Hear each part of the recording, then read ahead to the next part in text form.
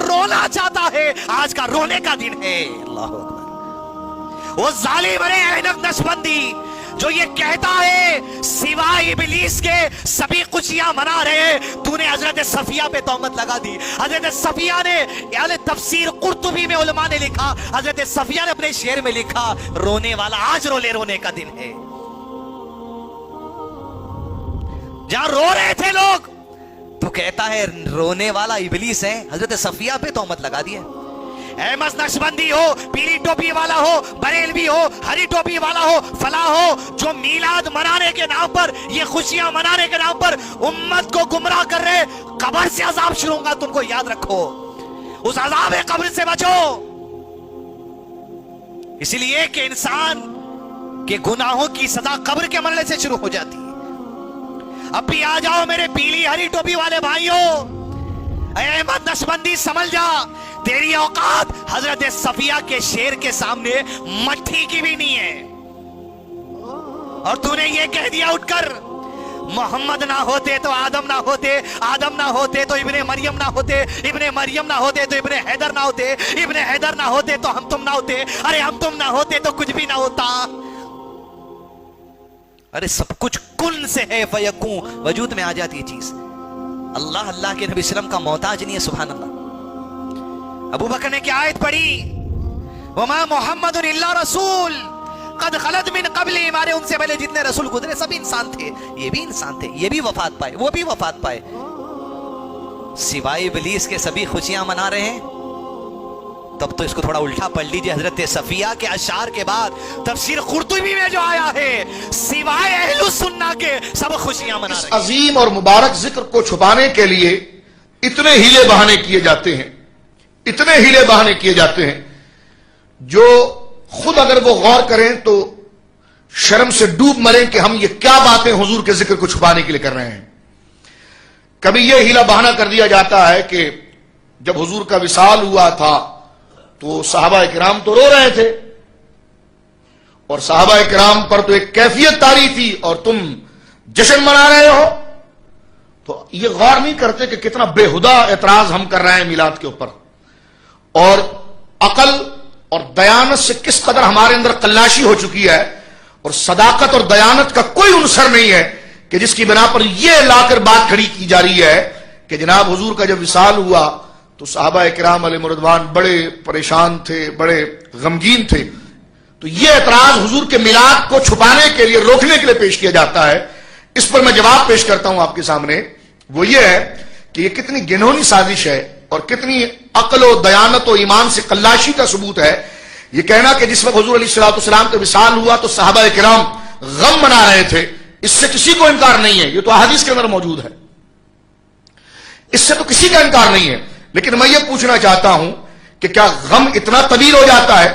اگر شیعہ محرم کے اندر ماتم کرے تو یہی ملا کھڑے ہو کر کہتے ہیں کہ حسین کا ماتم نہیں ہو سکتا, اس لیے کہ سوگ 3 دن سے زیادہ نہیں ہوتا ہے, اور ربیع الاول گزر کر سفر, اور پھر ربیع الاول محرم گزرنے کے بعد جیسی ربیع الاول شروع ہو جاتا ہے آگے تو پھر یہ مولوی خود ہی قاعدہ بھول جاتے ہیں, اور پھر سنیوں کو کہتے ہیں کہ جناب آپ سوگ کیوں نہیں مناتے. تو ہم نے کہا جی آپ تو خود ان کو فتویٰ دے رہے تھے کہ سوگ جائز نہیں ہے, 3 دن سے زیادہ سوگ جائز نہیں ہے. تو اگر شیعہ امام حسین کے غم میں سوگ کریں تو تم کہتے ہو نہ یہ نوحہ جائز ہے نہ یہ سوگ جائز ہے, کیونکہ دلیل تم یہ دیتے ہو کہ امام حسین شہید ہو گئے, 3 دن تک سوگ تھا, اس کے بعد کوئی سوگ نہیں تھا.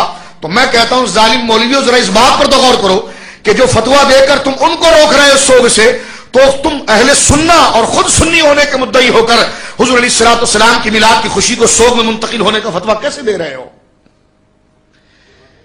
یعنی ابھی ان کو کہہ رہے تھے کہ سوگ 3 دن سے زیادہ نہیں ہے, اور ہمیں کہہ رہے ہیں 12 ربیع الاول کو سوگ کرو. انہوں نے جواب دیا کہ جناب سوگ 3 دن سے زیادہ کیوں نہیں ہے؟ انہوں نے کہا جی 3 دن ہی حدیث میں سوگ آیا ہے, اور امام علی مقام کو شہید ہوئے 1400 سال ہو چکے ہیں, تو لہذا 1400 سال تو کسی کا سوگ نہیں ہے.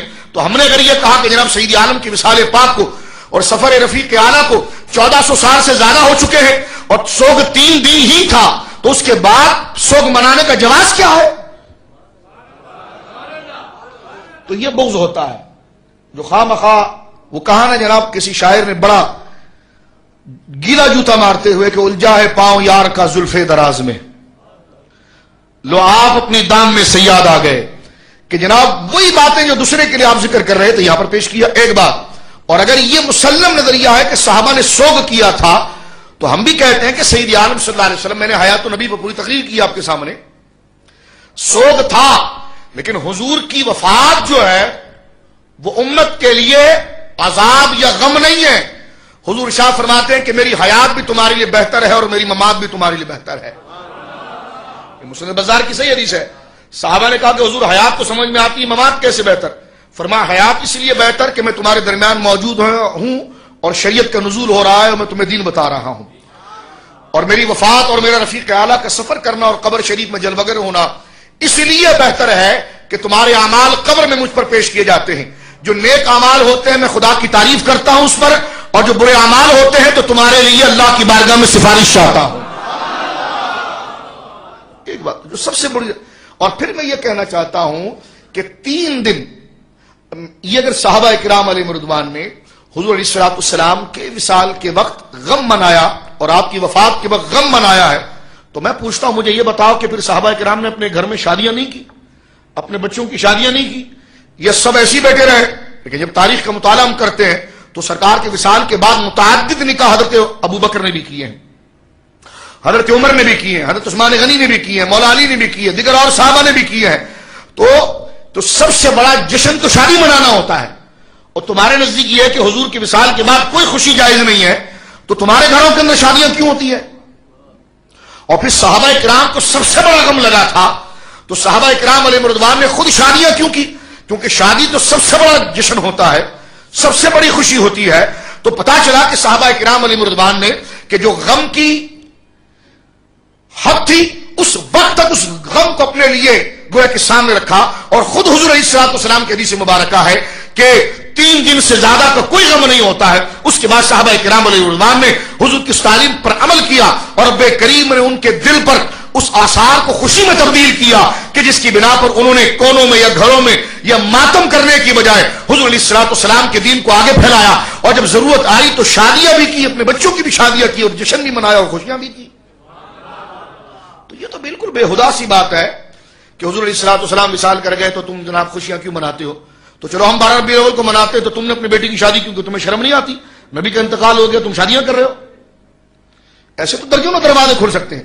صرف میلاد ہی کی خوشی ناجائز ہے، کتنی میلاد آپ نہیں کر سکتے اس لیے کہ حضور علیہ الصلوۃ والسلام کا وصال ہو گیا تھا. ہم نے کہا اگر میلاد نہیں کر سکتے تو آپ بھی شادیاں نہیں کر سکتے، کیونکہ اگر میلاد جشن ہے اور جشن ہونے کی بنیاد پر حضور کے وصال کا، حضور کی وفات کا باعث بن کر غم بنتا ہے، تو تمہیں شرم نہیں آتی کہ نبی دنیا سے چلے گئے اور تم شادیاں منا رہے ہو، تم اچھے کھانے کھا رہے ہو، اچھے کپڑے پہن رہے ہو؟ تو یہ فضول سی بات ہے کہ جو اعتراض بننے کی نہ شان کوئی درجہ رکھتی ہے، نہ اخلاقاً کوئی درجہ رکھتی ہے، نہ علم و دیانت کے اندر اس کی کوئی حیثیت ہے. ایک بات، کیونکہ میلاد کے، دیکھیے میں ایک بات آپ کی خدمت میں عرض کروں، میں اپنے بچوں سے کہتا رہتا ہوں کہ اگر ان کے پاس میلاد پر کوئی خلاف دلیل ہوتی تو یہ دلیل لاتے. ان کے پاس دلیل ہے نہیں، اس لیے اٹھ پٹانگ اعتراض کر رہے ہوتے ہیں، کیونکہ یوں تو یہ قرآن اٹھائے پھر رہے ہوتے ہیں، یوں تو حدیثیں اٹھائے پھر رہے ہوتے ہیں. اگر میلاد کی ممانعت پر رسول اللہ کا ایک خطبہ ہوتا یا صحابہ کا ایک عمل ہوتا تو یہ زمین آسمان کے کلامیں ملا دیتے. ان کے پاس کچھ ہے نہیں، اس لیے ڈبتے کو تنکے کا سہارا کرتے ہو، کہتے جی میلاد کیوں کرتے ہو، حضور کا تو وصال ہوا تھا. تو اس سے بھی آپ دلیل کی کمزوری کا اندازہ لگا سکتے ہیں اور ان کے موقف کی کمزوری کا اندازہ لگا سکتے ہیں کہ دلائل ان کے پاس نہیں ہے، اس لیے کہ دلائل اہل سنہ کے پاس ہے کہ حضور کی آمد اور اولیت کے ڈنک کے قرآن میں بھی بجے ہیں اور حدیث میں بھی بجے ہیں.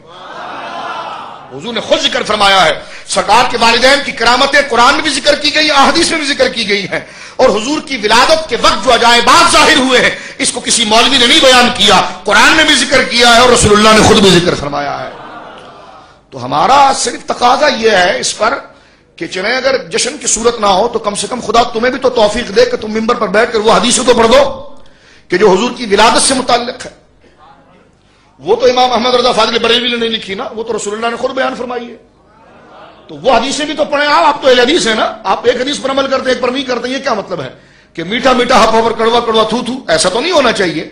پھر ساری حدیثیں آپ بیان کریں اور پھر صرف ممبر پر بیٹھ کر یا نعبد یا نستعین نہ پڑھیں، ورفعنا کا ذکر بھی قرآن ہے وہ بھی پڑھ لیا کریں. آپ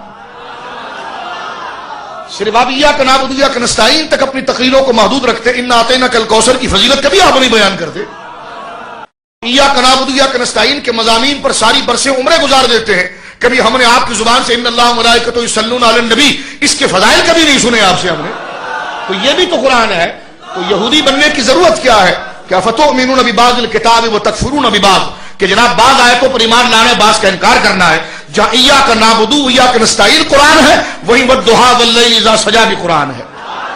وہی ووالد وما ولد وانت حل بهذا البلد ووالد وما ولد یہ بھی قرآن ہے. وہیں پر والآخرۃ خیر لک من الاولی الم نشرح لک صدرک ورفعنا لک ذکرک انا اعطیناک الکوثر، یہ سارا قرآن ہے. تو لہٰذا اگر دیانت اگر آپ کو صداقت و تحقیق کے آپ چیمپئن ہیں تو ہم تو کبھی بھی آپ کو وان المساجد للہ فلا تدعوا مع اللہ احدا والی آیت کے آگے بڑھتے ہوئے نہیں دیکھتے.